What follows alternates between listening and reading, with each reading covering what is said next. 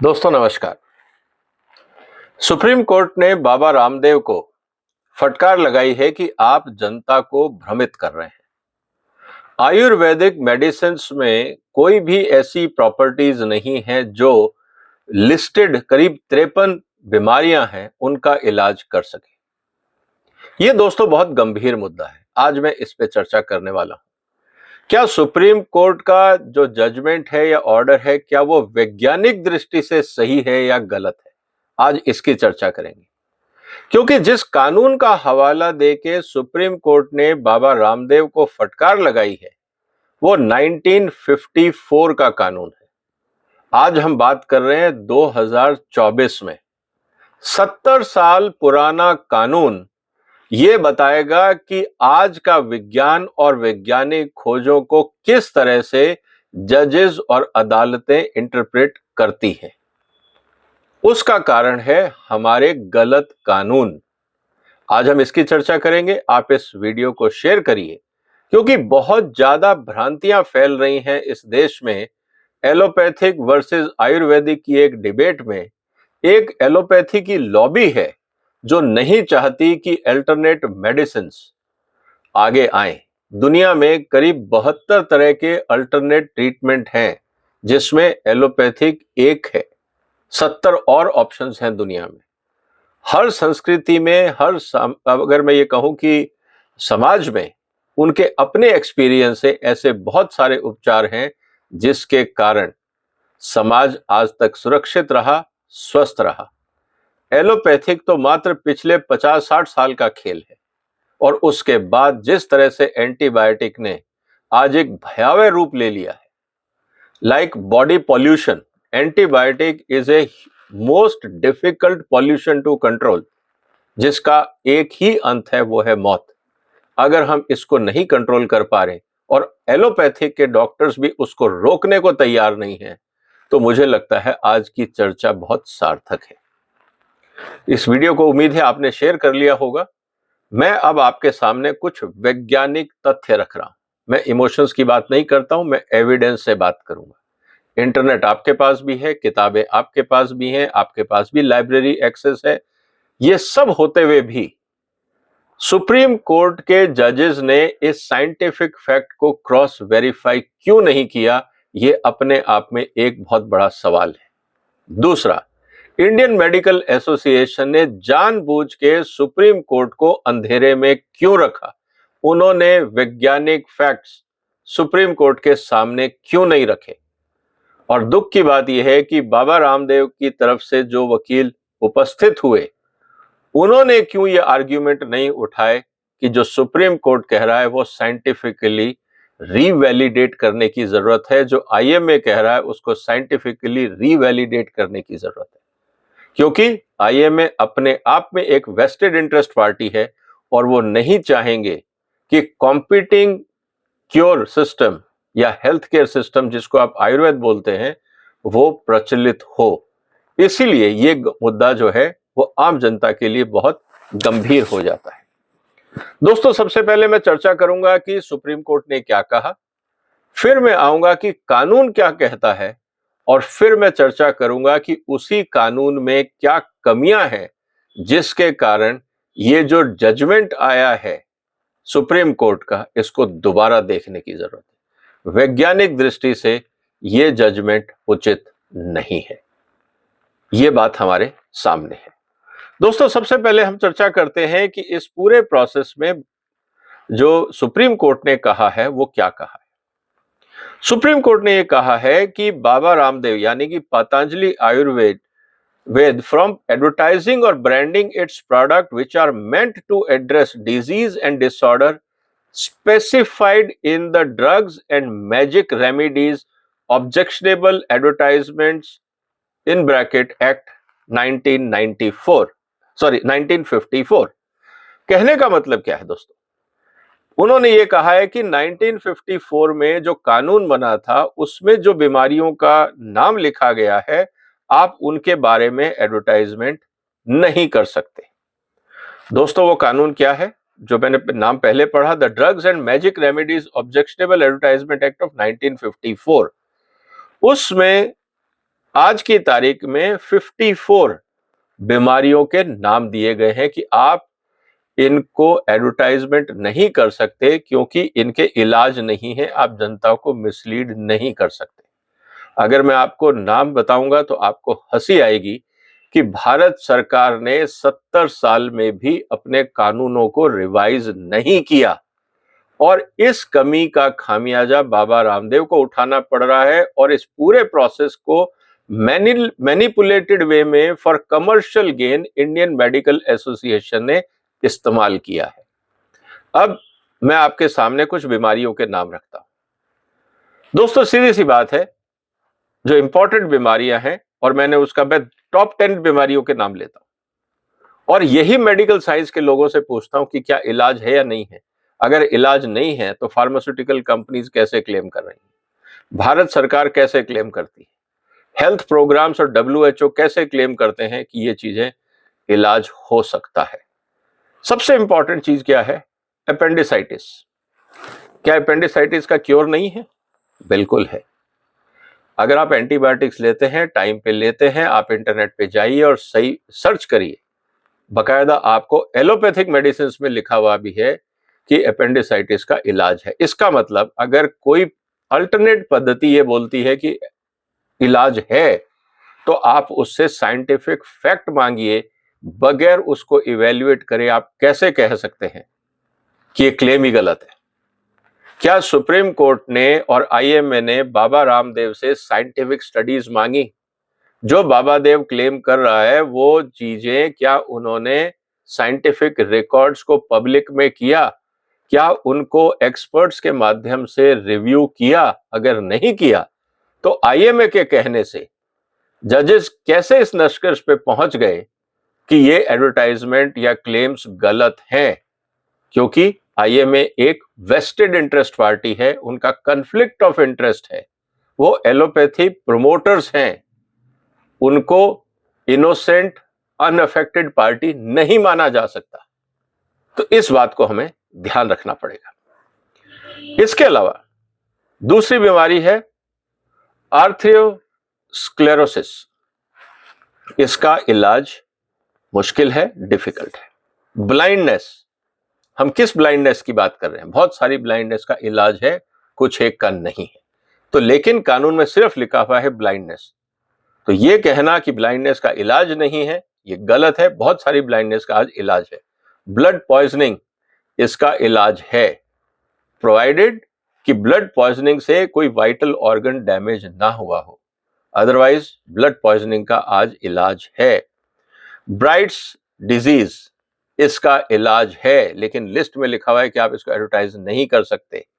Cancer, आज आप खुद चले जाइए, एंटी कैंसर ड्रग्स को लेके इवन एलोपैथिक मेडिसिन ड्रग इलाज करती है। कैंसर क्योर की जहां तक बात है वो डिफिकल्ट है, लेकिन ड्रग्स की परिभाषा में ट्रीटमेंट एंड प्रिवेंशन भी आता है। एलोपैथिक साइंस उसको एडवर्टाइज करती है, सुप्रीम कोर्ट ने उस पे बैन नहीं लगाया, आयुर्वेद पे बैन लगाया। यही मैं कहता हूं कि ये साइंटिफिक डिस्टॉर्शन, सेलेक्टिव वे में साइंटिफिक स्टडी करना डेंजरस है। कैटरैक्ट बकायदा इलाज है, आप ऑपरेशन करिए ठीक हो जाते हैं। अगर आज मैं ऐड करता हूं कि मेरे ट्रीटमेंट से कैटरैक्ट ठीक हो जाएगा तो इसमें गलत क्या है? और होता है। भारत सरकार खुद कैटरैक्ट कैंप लगाती है, हेल्थ मिनिस्ट्री खुद कैटरैक्ट कैंप लगाती है, even IMA, lions club, rotary club, दुनिया भर के लोग कैटरैक्ट कैंप लगाते हैं। क्या वो सब गलत है? सवाल इस बात का है। डेफनेस कुछ हद तक डिफिकल्ट है, डायबिटीज मुश्किल है अगर हो जाती है, ब्रेन डिसऑर्डर्स ट्रीटमेंट होता है, पूरे हॉस्पिटल्स बने। विमान साहब का क्या कर रहा है? ब्रेन डिसऑर्डर्स को ठीक कर रहा है। इसी तरह से अगर मैं आपसे यह कहूं कि आज फीवर इन जनरल, लिख दिया है कि फीवर्स इन जनरल इलाज नहीं है। Gall stone, kidney stone and bladder stone, क्या इसका इलाज नहीं है? इलाज है। उसके अलावा हार्ट डिजीज, इलाज है या नहीं? Obesity, pneumonia, small pox, tuberculosis, ऐसी बहुत सारी बीमारियों के नाम है इस कानून में। मैं पूरे नहीं पढ़ूंगा क्योंकि बहुत लंबा वीडियो हो जाएगा। मेरा निवेदन है आप सबसे कि आप इस कानून को डाउनलोड करें और पढ़ें और भारत सरकार को ये वीडियो भेजें कि आपने 70 साल में कानून नहीं बदला। 70 साल में विज्ञान बहुत तरक्की कर चुका है, आप कानून नहीं बदल रहे, इसलिए जनता दुखी है, जनता परेशान है और जो लोग इलाज देना चाहते हैं वो ऐड नहीं कर पाते। मैं नहीं कहता कि हर आदमी को अलाउड हो, आप उसकी गाइडलाइंस बनाइए, क्लेम्स की गाइडलाइंस बनाइए, इंस्पेक्शन करिए। आज की तारीख में हर चीज डिजिटल है। मैं नहीं कहता कि जो रोड साइड पे बैठ के आदमी एक तंबू लगा के बैठता है और बोलता है कि मैं कैंसर का इलाज कर दूंगा, निश्चित रूप से वो मुश्किल है। वो मैजिक ट्रीटमेंट जिसको नीम हकीम बोलते हैं वो खतरनाक है। लेकिन कौन दे सकता है, कौन नहीं क्लेम कर सकता, आप इसकी गाइडलाइन बनाइए। लेकिन ये कहना कि ये पूरा का पूरा सिस्टम ही गड़बड़ है, आप ऐड नहीं कर सकते, मुझे लगता है कि ये कानून और विज्ञान दोनों का रॉन्ग इंटरप्रिटेशन है। क्यों इसलिए रॉन्ग इंटरप्रिटेशन है? क्योंकि भाषा क्या है कानून की दोस्तों? Prohibition of advertisement of certain drugs for treatment of certain disease and disorders. अब इसमें जो सेक्शन 3 है वो क्या बोलता है, इसको समझिए। The diagnosis, cure, mitigation, treatment और prevention of any disease, disorder और condition specified in the schedule. मैंने शेड्यूल में आपको 54 बीमारियों के नाम बताए। अब अगर आप बताइए कि चलो आप डायग्नोसिस का भी क्लेम नहीं कर सकते, क्योर का भी क्लेम नहीं कर सकते, मिटिगेशन का भी क्लेम नहीं कर सकते, ट्रीटमेंट का भी क्लेम नहीं कर सकते, प्रिवेंशन का भी क्लेम नहीं कर सकते, तो फिर मेडिकल साइंस कर क्या रही है?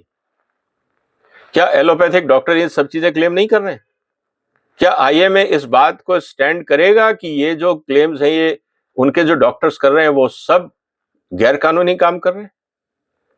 भारत सरकार के अपने ऑफिशियल एडवर्टाइजमेंट्स में, डब्ल्यूएचओ के ऑफिशियल एडवर्टाइजमेंट्स में आता है कि आप ये प्रिकॉशंस लीजिए, ये प्रिवेंशंस लीजिए, इस तरह से मिटिगेट करिए, इस तरह से उसका डायग्नोसिस करिए। क्या ये सब फेक क्लेम्स हैं? ये सब फेक एडवर्टाइजमेंट्स हैं?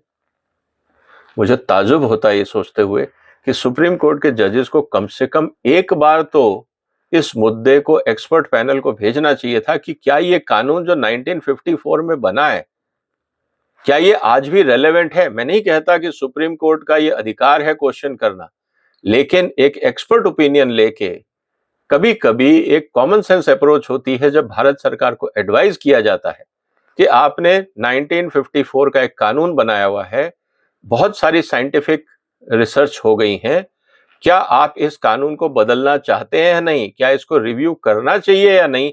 आप अपना 2 हफ्ते में या 1 हफ्ते में या 3 हफ्ते में जवाब फाइल करिए। पहले भारत सरकार अगर ये कहती कि हाँ जी इसको हमें बदलना है तो मोहलत मांग लेती कि 3 महीने का टाइम दे दो, 6 महीने का टाइम दे दो, हम इसको रिवाइज करते हैं। और अगर भारत सरकार ये कहती कि नहीं बदलने की जरूरत नहीं है, कोई साइंटिफिक डेवलपमेंट नहीं हुआ है, जो ये कानून है 1954 का बिल्कुल ठीक है, 70 साल में मेडिकल साइंस ने कोई तरक्की नहीं करी है, इसलिए इस कानून को बदलने की बिल्कुल जरूरत नहीं है, मैं इस बात को मान लेता। तो दोस्तों आज सवाल इस बात का है कि जिस साइंटिफिक तरीके से आज चाइनीज मेडिसिन पूरी दुनिया में फैल रही है, बाकी अल्टरनेट थेरेपीज पूरी दुनिया में स्प्रेड हो रही हैं, आयुर्वेद में प्रूवन साइंटिफिक है, तभी तो हमने आयुष मंत्रालय बना दिया। हमारे पास तो एलोपैथिक डिपार्टमेंट पहले था ही, आयुष मंत्रालय बनाने की क्या जरूरत थी अगर सब कुछ ये फेक ही है तो? और इनमें से 54 मेडिसिन बीमारियों में से जो शेड्यूल में दी गई हैं, अगर उसका इलाज ही नहीं है तो आयुष मंत्रालय कर क्या रहा है? बंद कर दीजिए। तो कहने का मतलब क्या है दोस्तों कि ये जो बाबा रामदेव के ऊपर सुप्रीम कोर्ट का आदेश है, मैं सुप्रीम कोर्ट को नहीं कहूंगा लेकिन मैं जजेस से निवेदन करूंगा कि कम से कम आप एक बार इसका साइंटिफिक वैलिडेशन जरूर करवाइए, क्योंकि जो आपने कहा है और इस 1954 के कानून से और आज की विज्ञान को अगर मैं आमने सामने रखता हूं तो ये कानून आउटडेटेड है। आउटडेटेड कानून से मॉडर्न साइंस को अगर आप बंद करना चाहते हैं, साइंटिफिक एविडेंसेस को आप इग्नोर करना चाहते हैं, क्योंकि एक आउटडेटेड कानून हिंदुस्तान में है और किसी पॉलिटिशियन और पार्लियामेंट को आज तक फुर्सत नहीं मिली 70 साल में कि वो इस आउटडेटेड कानून को बदलें या रिव्यू करें या हटाएं, तो गलती विज्ञान की नहीं है। जो लोग विज्ञान के सहारे आगे बढ़ना चाह रहे हैं, गलती उनकी नहीं है, ये जो गलती है ये हमारे कानून प्रक्रिया की है, न्याय प्रक्रिया की गलती है। तो साइंटिफिक मैटर को अगर आप स्टैटिक वे में देखेंगे तो ये समाज के साथ डिससर्विस होगा। आप इनोवेशंस को डिस्करेज करेंगे। इसका मतलब ये है कि ये जो 54 मेडिसिन शेड्यूल में दी गई है कानून में, इसमें तो रिसर्च ही बंद कर देनी चाहिए। क्योंकि जब आप रिसर्च करके उसको एडवर्टाइज नहीं कर सकते, यूज नहीं कर सकते, प्रमोट नहीं कर सकते, तो फिर रिसर्च कर क्यों रहे हैं हम लोग? क्या सुप्रीम कोर्ट को ये सवाल नहीं पूछना चाहिए? तो मेरा निवेदन है ऑनरेबल सुप्रीम कोर्ट से कि साइंटिफिक मुद्दों पे आप आईएमए को फेस वैल्यू पे ना लें। आईएमए या कोई भी इंडस्ट्री एसोसिएशन अपने आप में एक वेस्टेड इंटरेस्ट होता है, एक अफेक्टेड पार्टी होती है। उसको फेस वैल्यू पे लेके कॉम्पीटिंग थेरेपीज या अल्टरनेट ऑप्शंस को अगर आप डिस्करेज करते हैं तो ये समाज के लिए घातक होगा। दोस्तों, आपके क्या विचार हैं कमेंट बॉक्स में लिखिए। इस वीडियो को शेयर करिए और इतना शेयर करिए कि ये पॉलिसी मेकर्स तक पहुंचे और इस कानून को बदला जाए। उम्मीद है आज की चर्चा आपको पसंद आई होगी। एक डिस्क्लेमर मैं दे देता हूं, मैं आयुर्वेदिक मेडिसिन लेता हूं और मुझे बेनिफिट होता है। अब वो क्लेम है या नहीं मुझे नहीं पता, लेकिन मैं खुद साइंटिफिक स्टडी करता हूं, मैं लिटरेचर पढ़ता हूं, मुझे लगता है कि हाँ, अगर इसमें लॉजिक है, साइंटिफिक जस्टिफिकेशन है, रिसर्च पेपर्स उसको सपोर्ट करते हैं, मुझे ऐतराज नहीं है साइंस को ट्रस्ट करने में। मैं आईएमए को ब्लाइंड ट्रस्ट करूं यह जरूरी नहीं है। उम्मीद है दोस्तों आज की चर्चा आपको पसंद आई होगी। आप इस वीडियो को शेयर करिए, चैनल को सब्सक्राइब करिए अगर अभी तक नहीं किया है। फिर मुलाकात होगी एक और महत्वपूर्ण मुद्दे के साथ। तब तक वंदे मातरम।